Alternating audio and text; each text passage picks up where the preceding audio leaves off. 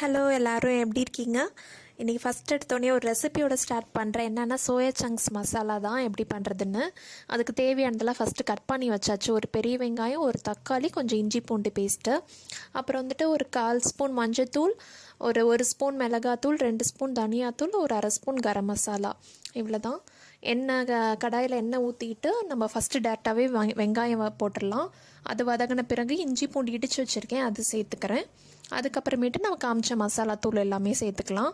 அதுக்கு தேவையான அளவு உப்பு போட்டுட்டு இதை நல்லா வதக்கி விட்டுருங்க. எண்ணெயிலே கொஞ்சம் மசாலா தூள் வதங்கினா நல்லாயிருக்கும். அதே மாதிரி தக்காளியும் போட்டுட்டு கொஞ்சம் மட்டும் தண்ணி ஊற்றிக்கிறேன், கொஞ்சம் பிடிக்கிற மாதிரி இருந்துச்சுன்னு.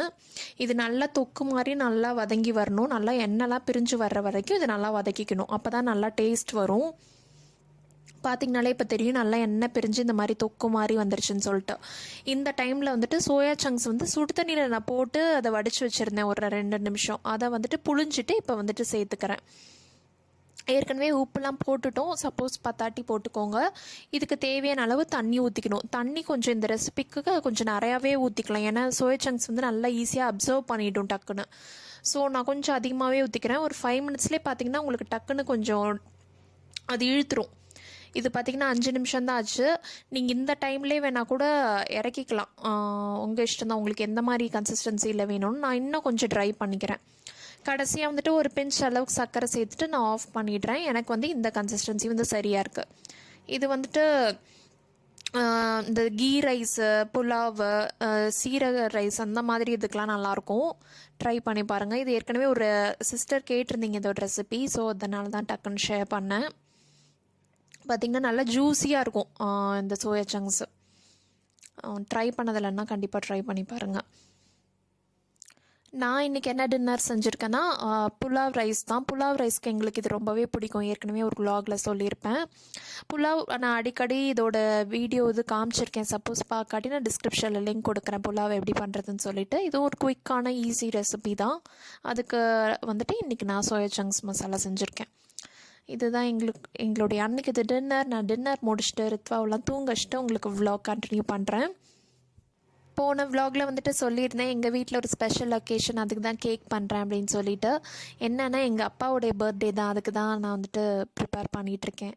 இது வந்துட்டு பைனாப்பிள் கேக்கு. போன vlogல சொல்லியிருந்தேன் வேறு ஒரு 3 கேக் செஞ்சுருந்தேன்னு போட்டிருந்தேன்ல, அதில் வந்துட்டு இதுவும் ஒன்று. நைட்டு ரித்வாவெலாம் தூங்க வச்சுட்டு இதை நைட்டே செட் பண்ணிட்டோம்னா அடுத்த நாளைக்கு வந்துட்டு நல்லா செட் ஆகி நல்லாயிருக்கும். அதனால் நான் அன்றைக்கி நைட்டே வந்துட்டு டெக்கரேட் பண்ணிகிட்டு இருந்தேன். இது ஒரு சின்ன கேக் தான். அப்பா அம்மாலாம் ரொம்பலாம் கேக்லாம் விரும்பி சாப்பிட்ற அந்த மாதிரிலாம் இல்லை, சாப்பிட மாட்டாங்க. ஜஸ்ட்டு ஒரு மெமரபிளாக இருக்கும்ல, இப்படி இது ஒரு கெட் டுகெதர் மாதிரியும் இருக்கும், ஒரு சின்ன மெமரிஸே இது பண்ணுற மாதிரி தான். அதுக்காக தான் அன்றைக்கி பண்ணேன். ஃபஸ்ட்டு கோட்டிங் க்ரம் கோட் முடிச்சுட்டு ஃப்ரிட்ஜில் செட் பண்ண கேப்பில் வந்துட்டு அன்றைக்கி மாவு அரைச்சி வச்சுருந்தேன், அதெல்லாம் பொங்கிருச்சு. அப்புறம் வந்துட்டு பால் 2 பால், 1 தயிருக்கு 1 குடிக்கிறதுக்கு அதெல்லாம் காய வச்சிட்ருந்தேன். இந்த வேலையெல்லாம் பண்ணிகிட்டு இருந்தேன். ஃபஸ்ட்டு கோட்டிங் அப்போ வந்துட்டு ஒரு 10 மினிட்ஸ் 15 மினிட்ஸ் வச்சுருந்தா நல்லா செட் ஆகிருக்கும் ஃப்ரிட்ஜில். அதுக்கப்புறமேட்டு இந்த ஃபைனல் கோட்டிங்கும் முடிச்சிருந்தேன். சிம்பிளான டெக்கர் தான். நடுவில் வந்துட்டு ஹாப்பி பர்த்டே டாப்பர் வரும். நான் ஃபைனலாக வந்துட்டு கொண்டு போகிறப்ப உங்களுக்கு காமிக்கிறேன்.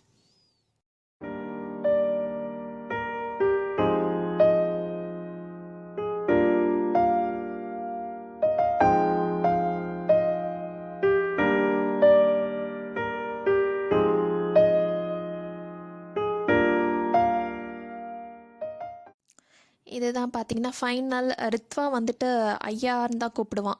எங்கள் அக்கா பையன் அர்ஜுன் ஆகட்டும் இன்னும் ஆகட்டும், ஒரு ஐயான்னு கூப்பிட்டா அது ஒரு கெத்தாக இருக்க மாதிரி ஒரு ஃபீலாக இருக்கும்ல. ஸோ நாங்கள் அப்படி தான் பழக்கணும். சின்ன வயசுலேருந்தே ஐயான்னு கூப்பிடுவாங்க. ஸோ அதனால ஹாப்பி பர்த்டே ஐயா அப்படின்னு கொடுக்கலான்னு அந்த மாதிரி இன்றைக்கி ட்ரை பண்ணேன். கிளம்பிட்டோம். நாங்கள் வந்துட்டு ஒரு 1 or 2 days அங்கே அம்மா வீட்டில் இருந்துட்டு வர மாதிரி தான் பிளான். ஸோ அதுக்கும் கொஞ்சம் திங்ஸ்லாம் பேக் பண்ணிக்கிட்டோம். ரித்வாவுக்கு வந்துட்டு ஒரே ஹாப்பி தான். இங்கேருந்து எங்கே கிளம்புனாலும் அவனுக்கு ஒரே ஹாப்பியாக தான் இருக்கும். அப்புறம் வந்துட்டு அங்கே நிறைய எங்கள் ஸ்ட்ரீட்டில் பப்பீஸ் இருந்துச்சு. அது ரித்வாவுக்கு தொடணுன்னு ரொம்ப ஆசை, பட் அது ஓடிடுது, தொட முடியல. அது கூட கொஞ்சம் ட்ரை பண்ணி விளாண்டுட்டு இருந்தான்.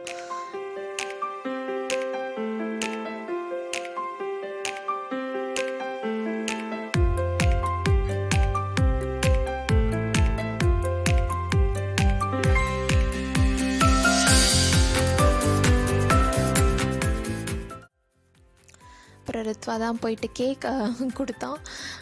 அப்பா மழை திட்டினாங்க, எதுக்கு எப்போ பார்த்தாலும் கேக் கொண்டுறேன் அப்படின்னு சொல்லிட்டு. அவங்களுக்கு பெரிய இன்ட்ரெஸ்ட்லாம் இல்லை. சரி இருந்தாலும் ஏதோ நான் கேக் பண்ணிட்டு தானே இருக்கேன், ஸோ ஏதோ நம்மளால் முடிஞ்சது தான். நீங்கள் உங்கள் அப்பா அம்மா பர்த்டேவை இல்லை எதாவது டிஃப்ரெண்ட்டாக பண்ணுவீங்களா, எப்படி செலிப்ரேட் பண்ணுவீங்க அப்படின்னு சொல்லிட்டு கமெண்ட் பண்ணுங்கள். இது ஒரு சின்ன மெமரி தான், ஜஸ்ட் ஃபோட்டோஸ் வீடியோஸ்லாம் நம்ம எடுத்து வச்சுக்கிட்டு அதை ஃப்யூச்சரில் பார்க்கறதுக்கு நல்லாயிருக்கும். ரித்வா தான் செம்ம எக்ஸைட்டடாக இருந்தான். எப்பொழுதும் அவனுக்கு கேக்னாலே ரொம்ப பிடிக்கும், அதுவும் பைனாப்பிள் கேக்னாலும் அவனுக்கு ரொம்ப பிடிக்கும்.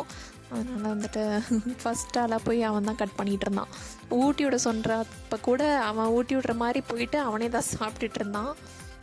இதுதான் பார்த்திங்கன்னா கேக் லேயர்ஸு, அழகா 3 லேயர்ஸ். ரொம்ப க்ரீம் வைக்கலை, அப்பா அம்மாக்கெல்லாம் அவ்வளோ க்ரீம் ரொம்ப இருந்தாலும் பிடிக்காது, ஸோ கம்மியாக தான் வச்சேன்.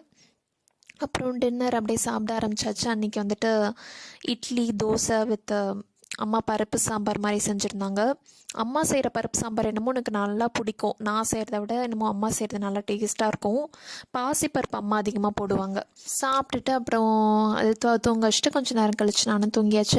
ஒரு 2 டேஸ் அங்கே தான் இருந்தேன். ஹஸ்பண்ட் வந்துட்டு ஊருக்கு போயிருந்தாங்க. ஸோ அப்படியே அம்மா வீட்டில் இருந்துட்டு அப்புறம் இங்கே வந்தாச்சு. அப்புறம் விலாக் எதுவும் பெருசாக எடுக்கலை. அன்றைக்கி ஏதோ அப்படியே அம்மா அப்பா கூட அப்படியே டைம் ஸ்பெண்ட் பண்ணிவிட்டு அப்படியே போயிடுச்சு. இந்த சின்ன விலாக் தான். இந்த விலாக் உங்களுக்கு பிடிச்சிருக்கோன்னு நினைக்கிறேன். பிடிச்சிருந்தா லைக் பண்ணுங்கள், ஷேர் பண்ணுங்கள், கமெண்ட் பண்ணுங்கள். நீங்கள் என்ன சப்ஸ்கிரைப் பண்ணலைன்னா மறக்காமல் சப்ஸ்கிரைப் பண்ணுங்கள். நான் ஆர்த்தி, மறுபடியும் உங்களை வேறு இன்ட்ரெஸ்டிங்கான வீடியோவில் சந்திக்கிற வரைக்கும் பாய்.